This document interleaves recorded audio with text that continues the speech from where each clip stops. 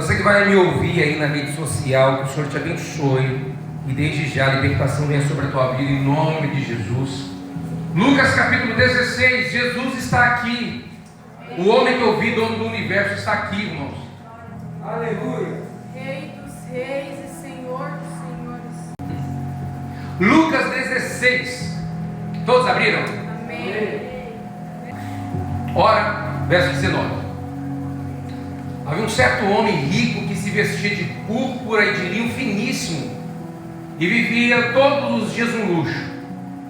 Havia também um certo mendigo chamado Lázaro que estava coberto de feridas à porta daquele. Está assim na sua Bíblia também, verso 20? Amém. Verso 21. E desejava alimentar-se com as migalhas que caíam da mesa do rico. Os próprios cães vinham lamber as suas feridas ou chagas. Morreu o mendigo e foi levado pelos anjos para o seio ou junto de Abraão. Morreu também o rico e foi sepultado. No inferno, estando em tormentos, ergueu os olhos e viu ao longe Abraão e Lázaro junto dele. Então clamou: Pai Abraão, tem misericórdia de mim, manda a Lázaro que molhe na água a ponta de seu dedo e me refresque a língua, porque eu estou em tormento nestas chamas. Abraão, porém, respondeu: Filho, lembra-te que recebeste os teus bens em tua vida, ao passo que Lázaro somente males. Mas agora ele é consolado e tu atormentado. Está assim na tua Bíblia? Amém. Além disso, tem um grande abismo entre nós e vós, de modo que os que quisessem passar daqui para vós não poderiam, e nem os que estão aqui passar para lá. Respondeu ele: Peço-te, ó Pai, que mandes à casa de meu pai, pois tenho 5 irmãos, que eles lhe deem testemunho, a fim de que não venham também para este lugar de tormento. Disse-lhe Abraão: Tem Moisés e os profetas, ouçam-nos. Disse o rico: Não, pai Abraão, mas se algum dos mortos fosse ter com ele, se arrependeriam.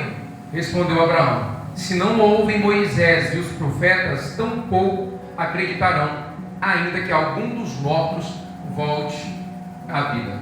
Senhor, seja feita a tua vontade, em nome de Jesus. Amém? Amém. Se você leu, está aí, Lucas 16. Se você não leu, você ouviu.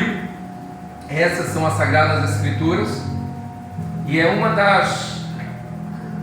da forma que Jesus explanava, uma das parábolas que Jesus mostrava para o povo, para que o povo pudesse entender, e para que o povo também não entendesse, que é uma das profecias do Senhor.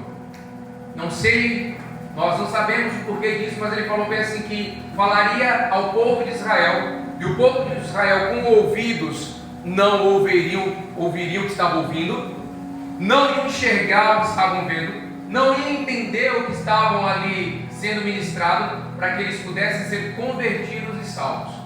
Então tem um povo de Israel que eles não podem se converter, por mais orações que eu faça, nós façamos para Israel, eles não podem se converter, para que as promessas de Deus se cumpram, e eles possam falar, quando eles estiverem no maior perigo, eles vão falar essa frase: Baruch Rabá Shem Adonai, bendito o que vem no nome do Senhor, e aí se cumprirá. Então eles receberão o Messias prometido, que vai governar a terra por 1000 anos. Enfim, você que esteve aqui 1 ano comigo estudando Apocalipse, a gente vai voltar a estudar Apocalipse de novo agora através dos profetas.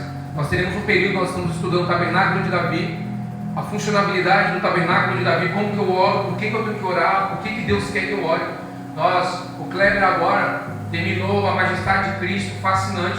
O pastor Nando vai começar na próxima sexta agora a vida de oração de Jesus. Então, irmão, se Jesus ora, por que você não ora? Eu estou fazendo uma pergunta para você, mas por que você não ora? 5 minutos não é oração, 10 minutos não é oração, aí tem uma vida de oração. Tem gente que só ora para dormir, aí fala assim: Senhor, eu estou cansado, amém. Para comer, vem assim: Senhor, tu sabe todas as coisas, eu estou com muita fome, amém. Para sair de casa, Senhor, me guarda, me livra, amém. Deus ouve, mas eu não consigo desfrutar de uma oração rasa. É que nem relacionamento, irmão. Se você não conversa, você não consegue desfrutar. Eu costumo falar que uma vida com Deus é a mesma coisa que o casamento. Você se chateia, não que Deus me chateia, mas eu me chateio com as coisas, eu quero desistir, mas Ele sempre está ali. Aí a gente volta para casa, briga, eu quero te matar, eu quero te morrer, eu vou me morrer por você, mas está tudo bem. Depois libera perdão, a graça vem, restaura todas as coisas, e assim nós vamos andando e caminhando com o Senhor. Mas a mensagem da volta de Jesus é essa: arrependei-vos, crede no Evangelho, porque o reino está perto. O reino já está conosco, mas agora o reino que vai ser estabelecido. Jesus mostrando a graça, Jesus mostrando, veio como um cordeiro, fazendo a expiação dos pecados. Então, um animal inocente, do qual Deus tinha preparado para que nós pudéssemos ver, um animal humilde, um animal que, mesmo a caminho do matador, ele não reclama. O cara vai pegar ele ali, vai imolá-lo, e ele não reclama, não é que nem bode, não é que nem porco, não é que nem gado, que ele esperneia, ele vai quietinho, sentindo o cheiro do sangue do animal, sente quando vai morrer. Lá na Bahia, nós íamos para o chamado Curral da Matança, e quando os bois ficavam ali, até ser matado o primeiro boi ou a primeira vaca, estavam tudo quietos. Quando ele sentiu o cheiro, ele sabia que era o próximo. Você via ferro muito resistente, amassado, deles baterem, porque eles queriam sair, porque sabiam que vai morrer. Então o animal quieto, sei que vou morrer, mas eu estou morrendo por uma causa. Jesus veio como cordeiro, mudo, não reclamou. Ele falou assim para Pedro, quando cortou a orelha de Malta: Pedro, eu poderia pedir agora para o meu pai mandar 12 legiões de soldados. A legião romana era mais ou menos de 3 a 6 mil homens, mas vamos deixar 5 mil, dava Jesus naquele momento, para mais ou menos uns 30 soldados que foi capturado. Ele poderia mandar 60 mil anjos, só para 30 soldados. Será que o cara é o cara? E tu com medo de servir a Deus, gente, você com medo de servir Jesus, com medo de se entregar. Se eu quisesse agora, eu poderia mandar 12 legiões de anjos vir me socorrer. Mateus 4, Lucas 4, depois que ele é batizado, ele é levado ao deserto para ser tentado. E a Bíblia fala que depois que ele passou pela tentação e venceu, a Bíblia fala que os anjos o serviam. Ele estava no meio das feras e os anjos o serviam. Imagina aí, lá do lado do leão, e aí leão, e aí elefante, as feras, a sucuri lá, todo mundo com medo da sucuri, e ele lá do lado. Porque ele é o rei da glória, foi ele que fez os animais. Então tudo é submetido a ele. E você com medo ainda de servir, então você vai ficar com medo do inferno, já que você não quer servir ele com o céuzinho. Amém? E aí Jesus vai mostrando essa glória. Ele faz uma comparação, né? Ele faz uma análise de posicionamento que você quer, o que eu quero. Ele fala assim: olha, tinha um cara muito rico, o cara era bambambam, você leu aqui a história comigo. E tinha um pobre. Esse pobre, ele queria comer das migalhas e não era dado para ele.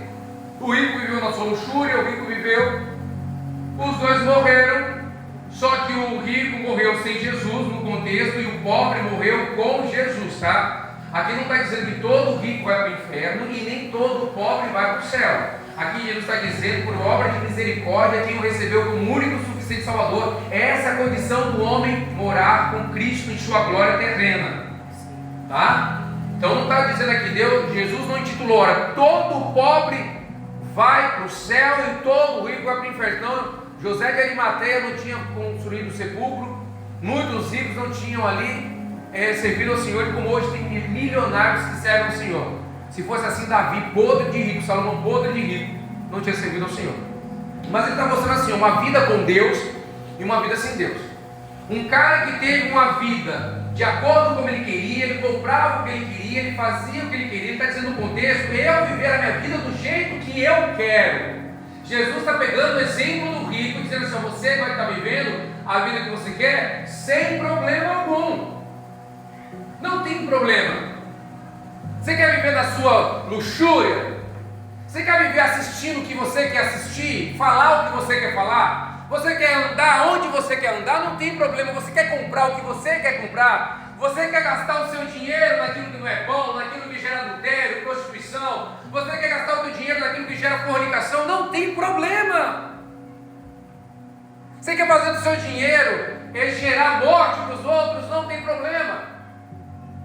Você quer fazer todas as suas viagens? Não tem problema. O dinheiro é seu, você faça dele o que você quer. É tanto que um dia um jovem rico chegou para o Jesus e falou: Senhor, mestre, o que eu faço para eu poder te seguir? Jesus fala bem assim: você tem observado os mandamentos de Deus? Ele fala desde pequeno.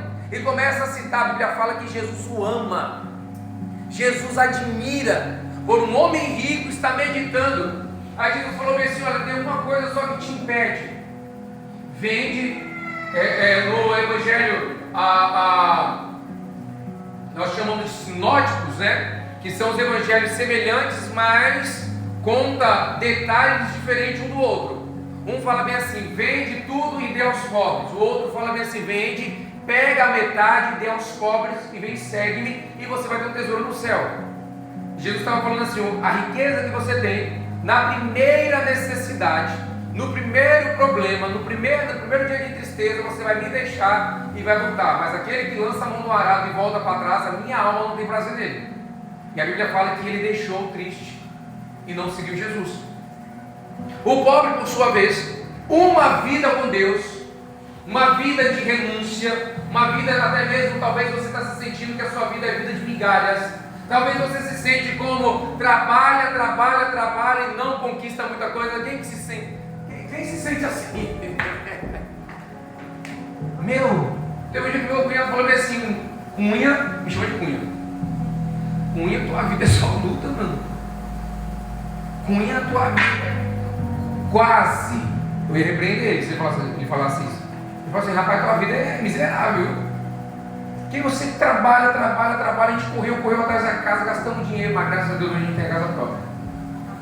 Correu, muda de carro, vem um caminhão e bate no carro, vai vir um outro caminhão, bate na Fernanda essa semana, aí vem a moto, quase é atropelada. Aí a gente correu, comprou um mercadinho aqui, entrada de casa, roubada, desgraçada na nossa vida, um quarto, minha mulher morre, um ano de depressão, crise, ela tinha medo daquela sombra. Teve um dia que ela deu crise, a gente está orando, vamos orar. Aí a gente está orando, ela está aqui andando. Aí eu estou vendo ela chorando, eu falei: ó, Jesus está pegando ela.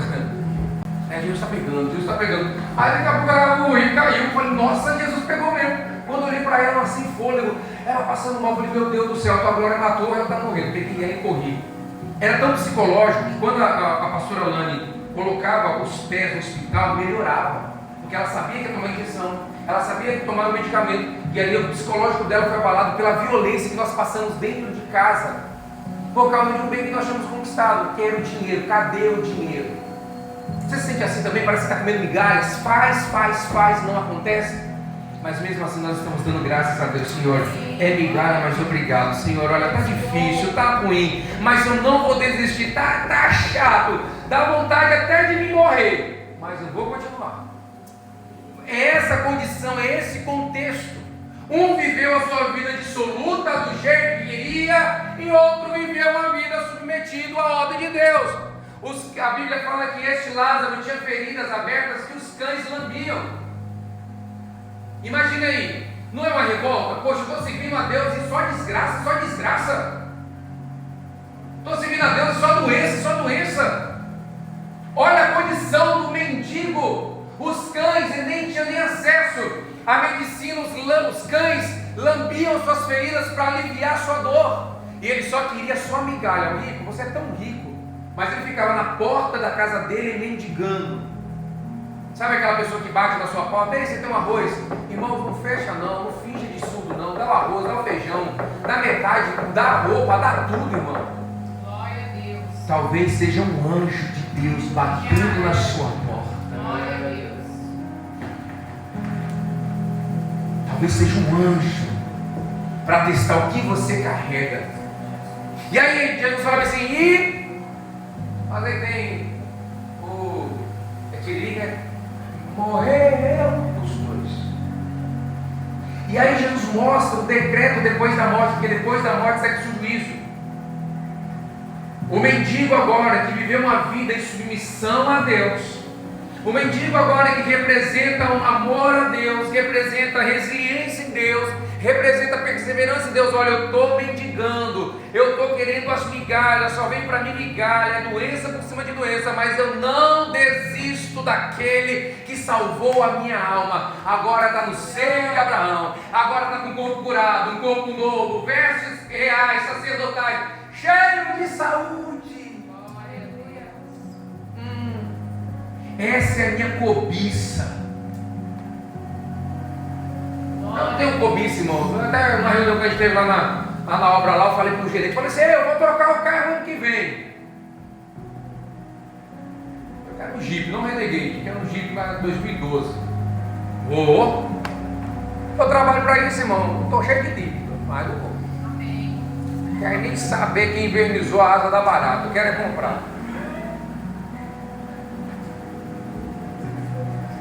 E aí a gente, né, falando aquela coisa toda, teve essa visão e, enfim, agora, irmão, ele está com um corpo novo agora. Se eu for trocar de carro, se eu for ter casa, se eu vou perder minha casa, se eu vou ter saúde, se eu não vou ter saúde, não me importa. O importante é ter um corpo novo me esperando, o seio de Abraão, a glória. Não vai ter mais dor, não vai ter mais choro, não vai ter mais rancor, não vai ter inveja, não vai ter adultério, não vai ter nada. Não vai ter prostituição, não vai ter droga, não vai ter um lapeta. Eu não chamo o capeta perto de mim, né? É lá, lapeta, bem longe de mim. Mas infelizmente ele acaba sendo capeta, né? Vindo para perto, porque o diabo ruge como um leão, buscando a quem possa tragar, ó, ao derredor. Mas enfim, veio Lázaro agora. Pelinha de bebê, todo novo, pulando. Não tem mais lepra, não tem mais doença. Aleluia, glória a Deus. Cheio de gente abençoada. Um plano novo, um plano de restauração. Daqui a pouco o rico que teve tudo, teve todas as mulheres que quis, os carros que quis, a casa que quis, a roupa que quis, tudo. Ele está agora no tormento. Ele olha para o céu. Quem ele vê? Ele não viu Abraão primeiro, ele viu Lázaro. Ele viu um homem que pedia esmola para ele. Talvez Lázaro batia na porta do palácio, da boa casa, e aí os serviçais falavam para ele assim, Lázaro está aí de novo pedindo, pega aí a comida do cachorro e dá para ele, para se ele para de me atormentar, para não ficar sujando a minha porta, aí o fedor dele sujando a minha porta. Dá aí qualquer coisa para ele, fala para ele não voltar mais. Agora ele olha para Lázaro com um corpo novo, um plano novo, não tem mais ferida, vestes novas, brilhantes de salvação. E ele, olha só o que ele fala, pai Abraão, porque ele reconhece, porque ele também era crente, ele também era israelita, ele também conhecia os mandamentos. A Bíblia fala que a ira de Deus vem sobre os filhos da desobediência. E a ira de Deus, irmão, mas a ira de Deus vem pelo mundo. Não, o juízo, o julgamento começa primeiro pela casa. O julgamento de Deus, o juízo de Deus começa primeiro pela casa. Se começa pela casa, o que vai acontecer com o ímpio? Oramos isso essa semana. 1 Pedro capítulo 4. Ele olha e fala assim, pai Abraão, pede, olha só, o homem que dava migalhas agora pede em migalhas. Presta atenção que eu estou te revelando o inferno, tá? Eu vou fazer uma série de mais ou menos uns 4 domingos, porque eu preciso de muito mais tempo para te mostrar a você. Se você não tem temor de Deus, então que pelo menos você tenha medo do inferno. Olha só, um homem que pedia migalhas e que dava migalhas, o homem que pedia migalhas foi transformado, e o homem que dava migalhas, ele olha para Abraão e fala assim, pai Abraão, pede. Ele nem pediu para ele. Ele não falou assim, pai Abraão, vem me refrescar. Ele falou, pai Abraão, pede para Lázaro só molhar o dedo num copo d'água, molhou, e vem refrescar porque eu estou em tormento, migalha. Porque ele falou assim, pede para ele trazer um copo com água, ou um balde d'água. A mesma migalha que ele dava, a mesma migalha agora que ele pede.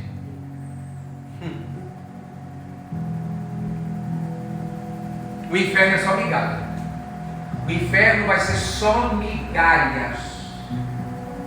Pede para que ele só molhe o dedo e refresque a minha língua, migalha. Ele não tinha nem capacidade, não tinha nem cara de pedir alguma misericórdia. eu estou atormentado, estou em chamas, o meu corpo está em chamas, isso é eterno, eu preciso de misericórdia. E ele falou assim: olha, rico, que não diz nenhum nome, Lázaro tem nome, porque aquele que tem um nome escrito no livro da vida tem nome, mas aquele que não está escrito nem nome tem. Porque quando o livro da vida for aberto, chamará cada um pelo seu nome, e quem não estiver no livro da vida, porque não tem nome, o seu nome não estou profetizando, mas o nome da pessoa que não estiver no livro da vida será desaparecido, porque não tem ninguém para poder chamá-lo. Ao que vencer, darei uma pedra branca e o quê? E o seu nome nela.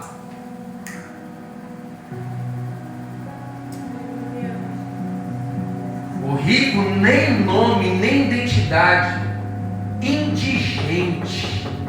Quem vai para o inferno é indigente. Se você morrer sem Jesus, é ali onde o amor de Jesus cessa. Jesus nos ama até a morte, até nós sermos transformados. Se eu morrer com Jesus como Lázaro, o amor continua. Porque filho meu, no pouco que fostes fiel, filho meu, vinde benditos de meu Pai, por sua por herança que está preparado para vocês antes da fundação do mundo. Mas se alguém morrer sem Jesus, o amor de Deus cessa na hora, o cordão umbilical cessa na hora. E ele fala bem assim: olha, rico, não chama nem o nome, há um grande abismo entre nós. Quem está aí agora não pode vir para cá, e quem está aqui não pode ir para aí. É por isso que eu entendo, irmãos, que o inferno não é debaixo da terra, porque não tem nenhuma referência acerca disso. Eu acredito que o inferno será um lugar de tormento, onde os condenados estarão vendo a terra transformada, a salvação transformada, e o pensamento: eu tive condições, eu tive chance, mas eu não posso morar lá com essa referência aqui. Vai estar vendo o seio de Abraão, vai estar vendo um novo plano, mas não pode herdar. E o fogo de chamas, bicho, comendo. O que faz você ter condenação e separação de Deus? Você sabe o que é. Você sabe muito bem. Não existe três caminhos. E a gente está falando assim: a pessoa que posiciona, a pessoa que não posiciona. E aí tem aquela pessoa que não posicionou e sabe, está naquela, vou e não vou. Não, irmão, se você vai ou não vai, você já está no negativo. Você já está devendo, você já está no inferno, já está nas trevas. Não existe meio termo. Aquela desculpa: eu não mato, eu não roubo, eu não estrago a vida de ninguém, eu não tenho vício nenhum, eu sou quase um anjinho. Só de você pensar assim já está nas trevas. Você precisa estar com Jesus, convertido, arrependido, pedindo perdão, se preparando para a volta de Jesus, dia após dia, até que Ele volte. Então vai ser um lugar de tormento, onde as pessoas estarão vendo essa terra transformada. Eis que faço novos céus e nova terra. Os velhos céus e a velha terra se passaram, e eis que tudo eu faço novo. O plano do Éden, aquela queda que a Fernanda leu em Gênesis 2 e Gênesis 3, será restaurado. Beleza, a Eva foi enganada pela ausência, foi confundida, tudo bem, aconteceu, mas o segundo Adão restaurou todas as coisas. Ele morreu, ressuscitou, está vindo como leão governar a terra. É esse que dá a condenação também. Mateus 10, 28. Não temas, pois, o homem que tira a vida, tema a Deus, que tanto tira a vida quanto lança a alma no inferno. Uma vida de insubmissão e de desobediência que leva à condenação. Sabe o que leva à condenação? É não receber Jesus na essência dele. Leia comigo João capítulo 3. Quem que fala João 3,16? Que Deus amou o mundo de tal maneira que deu seu Filho unigênito, para todo aquele que nele crê não pereça, mas tenha vida eterna. Amém. Glória a Deus. Deus amou o mundo de tal maneira que deu seu Filho unigênito. Sabe o que significa unigênito? O único gerado. O único que Deus gerou chama-se Jesus. É por isso que chama unigênito. Primogênito é o primeiro. Unigênito foi o único que Deus gerou. Como eu não sei, aí é Ele que depois vai revelar para nós. Mas aí qual é a condenação? João 3, 16, agora 17. Porque Deus enviou o seu Filho ao mundo não para que o condenasse, ou não para condenar o mundo, mas para que o mundo fosse salvo por quem crê nele não é condenado, mas quem não crê já está condenado. Já está condenado. Por quê? Não crer no nome do Filho de Deus. No unigênito Filho de Deus. 19. A condenação é esta: a luz veio ao mundo e os homens amaram mais as trevas do que a luz, porque as obras deles eram más. Todo aquele que pratica o mal odeia a luz e não vem para a luz, para que as suas obras sejam reprovadas. Quem, no entanto, vive de acordo com a verdade vem para a luz, a fim de que seja claramente que as suas obras são feitas em Deus. Essa é a condenação. Jesus veio e não acreditou. Mas não é acreditar, esse crer só, é ter uma vida de submissão a Ele, porque Ele é a luz. Sabe por que a igreja parou de confessar os pecados? Porque a igreja não quer se dobrar diante de Deus, não quer se expor. É por isso que Saul, o pecado de Davi foi pior do que o pecado de Saul. Saul simplesmente fez um sacrifício que não era para ter feito. Ele simplesmente fez uma obra sacerdotal que não era para feito. Só isso. Davi foi lá, ocioso, ficou com uma mulher que depois sabia que não era dele. Ele sabe agora que a mulher está grávida e era casada. Ele agora manda chamar o marido dessa mulher, porque ele falou assim: ele está na guerra, quando ele chegar em casa ele vai deitar com a mulher, e aí ele volta para a guerra. Como ela está grávida, ela não vai falar que está grávida para não ser morta apedrejada. Como eu sou rei, eu não vou ser morta apedrejada. E aí ele vai voltar. Como as campanhas de guerra muitas vezes eram 1 ano, 2 anos, muitos soldados vão para a guerra, ficava 3, 4 anos em campanha. Quando voltava, o filho já estava grande, já de barba. É meu ou não é meu? Aí agora, melhor de cada um. E aí Davi falou assim: quando ele voltar da guerra, o filho já está andando, aí o filho é dele. Aí ele dorme na porta de casa e os soldados falam para o rei: ei, Urias não entrou na casa dele. E agora o que eu faço? Chama Urias para vir aqui, que eu vou dar um banquete para ele amanhã. O rei deu um banquete, aquela coisa toda. Ele falou assim: ele vai tomar um monte de cachaça, vinho forte, e aí ele vai para casa, vai chegar lá, está com saudade da esposa, e aí vai deitar com a esposa, vai para a guerra, volta, o filho está lá. Ele está lá, ficou chapadão, ficou na porta e perguntou: por que você não entrou? Como eu vou entrar para ter deleites com a minha esposa, sendo que os meus irmãos estão na guerra? Meu Deus do céu.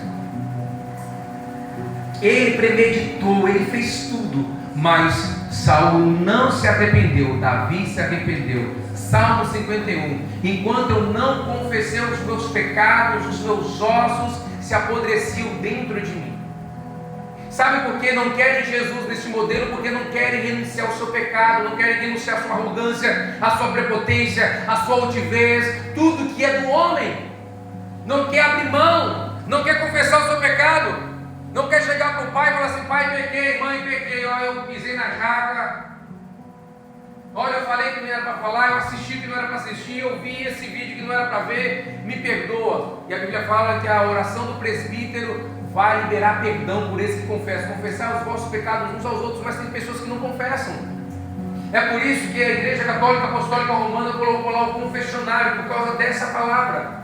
Mas aí os padres, os bispos, arcebispos, eles tomaram, se endeusaram, e eles falam que só há perdão através do papado. Não, através de Jesus. Eu só tenho perdão através do Cordeiro, através da cruz, através do sangue. Mas as pessoas não querem mais confessar. Mendigo é aquele que submete. Esse Lázaro, ele se submetia, ele confessava os seus pecados, porque aquele que confessa o pecado e deixa, alcança a misericórdia. Romanos capítulo 8 fala bem assim: quem pois separará do amor de Deus? A morte, o porvir, o futuro, sei lá, anjo, espada, fome, nudez, nada poderá nos separar do amor que está em Cristo Jesus.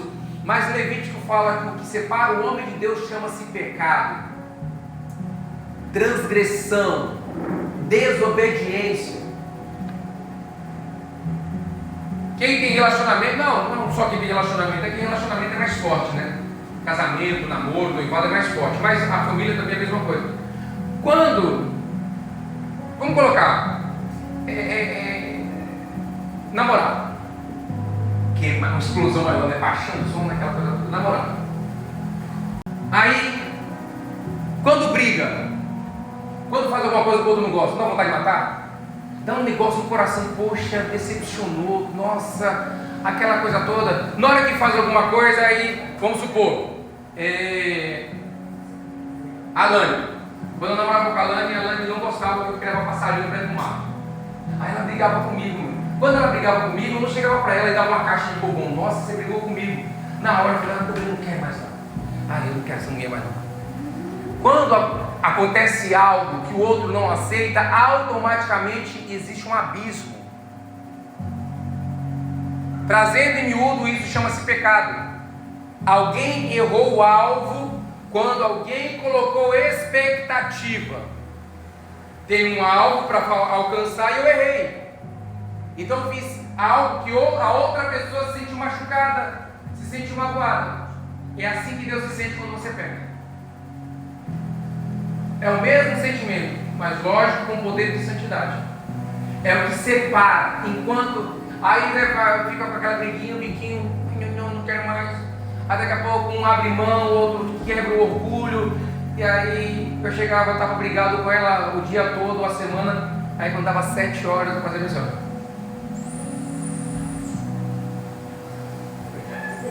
Você tá risado? Vai lá. Era batata. Não vai dar. Eu dava um assovio, aí demorava um pouquinho, eu falei, meu Deus, ela não vai aparecer, então já era. Daqui a pouco a janela abria assim um pouquinho, aí eu chegava, me perdoa, aquela coisa toda, parecia que não existia briga, aquela coisa toda, é assim quando você pede perdão a Deus.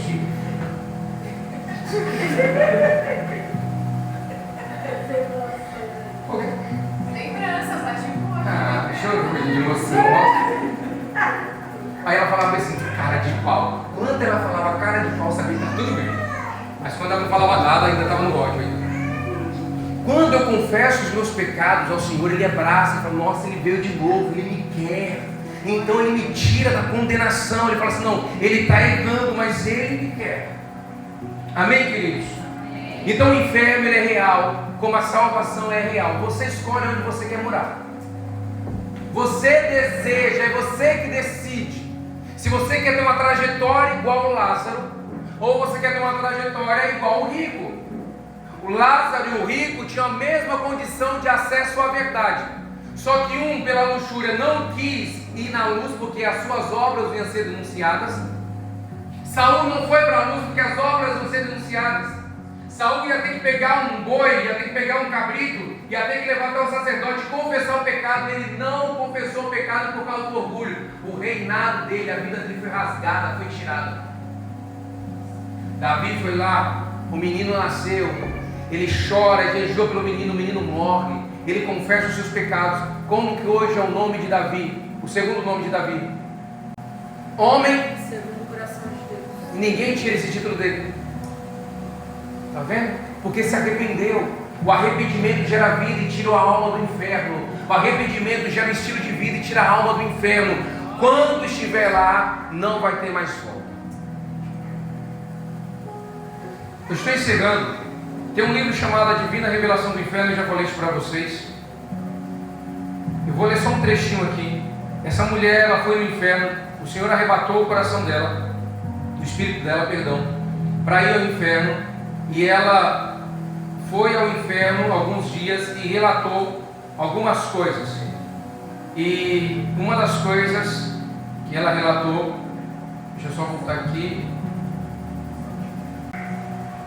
Disse Jesus, venha filha, vamos chegar mais perto. Logo após ele caminhou para onde estava o caixão e olhou para dentro.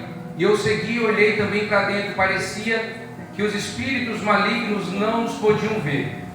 Aqui elas estão no ventre do inferno. Havia uma névoa suja e cinzenta que permeava o caixão por dentro. Era a alma de um homem.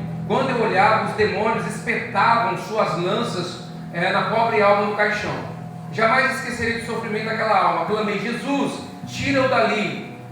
Senhor, o tormento da sua alma era a visão mais horrível que eu tinha. Se pelo menos ele pudesse se livrar. Eu puxei a mão de Jesus e implorei para que ele apertasse o homem daquele caixão. Jesus disse: filha, calma, aquieta-te. Quando o Senhor falou, o homem nos viu, e ele disse: Senhor, Senhor, me livra, tem misericórdia de mim. Olhei para baixo e vi uma poça de sangue. Havia uma alma diante dos meus olhos. Dentro da alma havia um coração humano e jorrava sangue dele. Os golpes das lanças estavam literalmente dilacerando o seu coração. Ele é atormentado dia e noite, disse o Senhor. Foi colocado aqui por Satanás e ele próprio é quem atormenta. O homem gritava: Senhor, agora eu pregarei o evangelho verdadeiro, eu falarei sobre o pecado e sobre o inferno, mas por favor, me ajude a sair daqui. Jesus disse: este homem foi um pregador da palavra de Deus.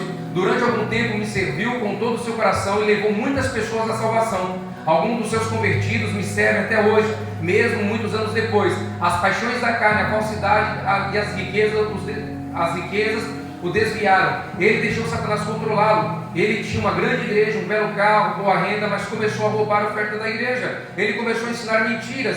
Enviei meus mensageiros para dizer a ele se arrepender e pregar a verdade como é revelada na Bíblia. Mas antes de morrer, ele disse que o batismo do Espírito Santo era uma mentira e que aqueles que dizem que o Espírito Santo são hipócritas. Ele disse que mesmo um bêbado poderia ir para o céu sem precisar se arrepender. Ele disse que Deus também não manda ninguém para o inferno, que Deus é bom demais para fazer isso. Fez com que muitas pessoas boas caíssem da graça do Senhor. Ele chegou até mesmo a dizer que não precisava de mim ou de Jesus, para que ele mesmo poderia ser um Deus e ajudar essas pessoas. Ele chegou ao ponto de realizar seminários ensinando a falsa doutrina. Ele pisou na minha santa palavra, mas mesmo assim eu continuei amando. Minha filha, é melhor nunca me haver conhecido do que me conhecer e dar as costas, deixando de me servir. Disse o Senhor: se ao menos este homem tivesse me escutado, ou lhe escutado, Senhor, eu exclamei. Se ao menos ele tivesse se importado com a sua alma e as almas dos outros. Ele não me ouviu. Quando eu chamava, ele não me ouvia. Ele amou mais a vida fácil. Eu o chamei por diversas vezes ao arrependimento. Contudo, ele não voltou para mim. Um dia ele morreu, veio direto para cá. Agora Satanás o atormenta por um dia ter pregado a minha palavra e salvou muitas pessoas para o meu reino. Esse é o castigo dele. Olhei para os demônios que continuavam a andar ao redor do caixão. O coração daquele homem batia sangue, o sangue mesmo escorria dele. Eu jamais me esquecerei dos gritos e da dor do sofrimento. Jesus olhou para o homem no caixão e disse: o sangue de muitas almas perdidas estão nas tuas mãos, nas mãos deste homem. Muitas delas estão atormentadas aqui agora. Eu e Jesus continuávamos a caminhar com os nossos corações partidos. É um dos trechos do livro Divina Revelação do Inferno. Você pode baixá-lo em PDF. Aqui é um relato de uma mulher que Jesus pegou o espírito dela e desceu ao inferno alguns dias para mostrar como é de fato o inferno. Alguns críticos dizem que é mentira. Se é mentira, ela vai ter que prestar conta. Mas quando você vai lendo, você vai ver na Bíblia sendo dita também. Jesus não faz nada sem antes avisar os seus servos. Aqui é um homem que pregava a palavra. Aqui era um homem que se tornou este rico. O sofrimento era maior porque ele levou muitas almas para Jesus. Então, como eu saquei o inferno, agora o inferno atormentava aquela pessoa. Olha uma das frases que ela fala aqui, que segundo ela, Jesus disse: era melhor a pessoa não ter me conhecido do que me conhecer e não me atender. Não é obrigação tua servir a Deus, não é. Não é obrigação tua atender o chamado, não é. Agora, desprezar um Deus tão grande que tem a terra como estrada dos pés, isso aí é loucura. Não atender o chamado de um Deus que fez os céus e a terra, isso é loucura. Não atender o chamado daquele que disse assim: eu vou colocar o meu Espírito dentro de você e você vai ser minha testemunha, eu vou te dar poder. É loucura. Não é obrigação servir, mas não servir é loucura. Eu estou dizendo: Deus, quando eu não quero servir de acordo com a Bíblia, eu estou dizendo: Deus, o Senhor é insignificante. O Senhor não pode mudar a minha história, o Senhor não pode, o Senhor é pequeno. Talvez você nunca disse isso para ele, mas todas as vezes que você disse não para o teu chamado, você disse isso para ele. Todas as vezes que você colocou a tua fraqueza, você disse isso para ele. Você é insignificante, nem chamou de Senhor, chamou de você, igualando contigo. Quando você colocou em xeque a glória dele, o poder dele, você disse: você é pequeno, você não é Deus. E ele fala, né? Muitos são chamados, foi até dito aqui no estudo, poucos são escolhidos. Coloque-se de pé, por favor. Eu e você já fazemos parte do chamado. Agora só podemos saber se nós iremos fazer parte dos escolhidos. Ser escolhido é um processo de submissão, de obediência.